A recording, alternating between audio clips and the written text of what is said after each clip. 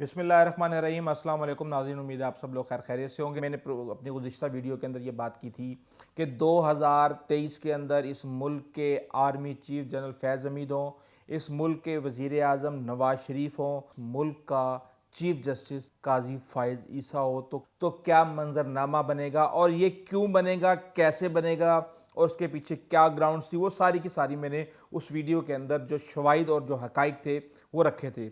लेकिन अब मेरा एक और सवाल है, जनरल फैज़ हमीद के ऊपर जब तक के ज़ाहिर सी बात है इल्ज़ाम आप साबित नहीं करते तो वो इल्ज़ाम ही रहता है, जुर्म नहीं बनता।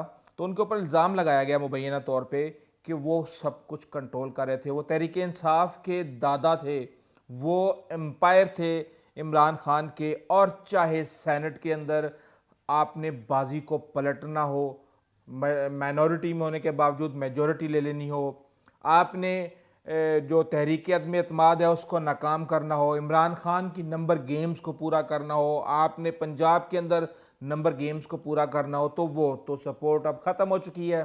तो क्या ऑपोजिशन आज अपने उन इल्ज़ामात को धोने के लिए और उनको सच साबित करने के लिए तहरीक अदम एतमाद सेनेट के अंदर लाएगी, कौमी असम्बली के अंदर लाएगी, और नहीं लाएगी तो क्यों नहीं लाएगी? क्योंकि अगर वो आज तहरीक अदम एतमाद लेके आते हैं तो दूध का दूध और पानी का पानी हो जाएगा। दूसरा, क्या जनरल फैज़ हमीद के दौर के साथ ही इमरान खान के दौर का खात्मा हो गया? बड़ी बातें की जा रही हैं इस हवाले से, और वो ये कह रहे हैं कि जो अगली बारी खान की थी वो काम कमज़ोर हो गया, अब खान भी कमज़ोर होगा। क्यों होगा? कि सेनेट के अंदर जो रिज़ल्ट हासिल किया गया, अगर वो इमरान खान ने हासिल नहीं किया, जिस ताकत ने हासिल किया वो अब इमरान खान के पीछे नहीं है। नंबर गेम कैसे पूरी की गई? जब खान ने कॉन्फिडेंस का वोट लिया उस वक़्त भी इल्ज़ामात लगे, तो वो ताकत भी अब खान के पास नहीं है। इत्तेहादियों के ऊपर कहा जाता है कि MQM को और साथ में काफ लीग को बाजू मरोड़ के इमरान खान के साथ रखा गया है कि इनकी हुकूमत ताकि कायम रहे। तो अब वो ताकत तो नहीं है, तो मेरे ख्याल से उनको भी अलग हो जाना चाहिए। और इससे ज़्यादा बढ़ के वो इलेक्टेबल्स जो कि जिनका इल्ज़ाम है कि वो जनाब जनरल फैज़ हमीद साहब ने तोड़वाए थे मुस्लिम लीग नून से, तो वो इलेक्टेबल्स के ऊपर भी अब मेरे ख्याल से यकीनी तौर पे कोई दबाव नहीं होगा और वो भी वापस जाएंगे और सूरत हाल इनके हक में बेहतर होगी।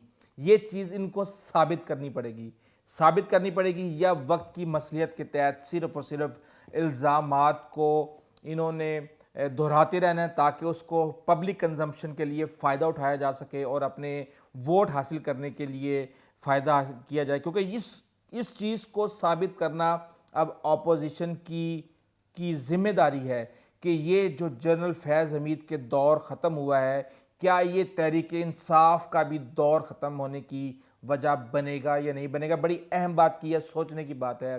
बहरहाल इसके ऊपर फोकस ज़रूर कीजिएगा और अपने कमेंट्स और अपनी राय से आगाज़ ज़रूर कीजिएगा। वीडियो पसंद आया तो शेयर भी ज़रूर कीजिएगा। आइंदा तक इजाज़त दीजिए। अल्लाह हाफ़िज़।